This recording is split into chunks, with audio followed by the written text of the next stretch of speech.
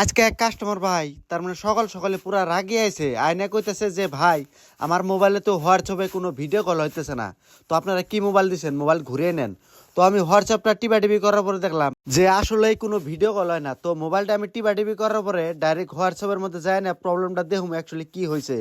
তো আবারই আমি এই নাম্বারটার মধ্যে দেখেন এই যে ভিডিও কল আছে, এই অপশনটার মধ্যে টিপি দিলাম, এই যে সেটিং দেখায়। তো এই প্রবলেমটা যদি আপনাদের মোবাইলে যদি হয়ে থাকে তাহলে আপনারা অবশ্যই আপনারা কি করবেন, ভিডিও কলের মধ্যে আপনারা টিপি দিবেন। টিপি দেওয়ার পরে সেটিং দেখাবো, সেটিং এর মধ্যে জানেন যে উপরে দেখবেন পারমিশন, এই পারমিশনগুলা তার মানে আপনারা এলাও করেন নাই। এই জন্য এই যে মাইক্রোফোন অ্যাক্সেস, তো এটা এলাও করে দিবেন।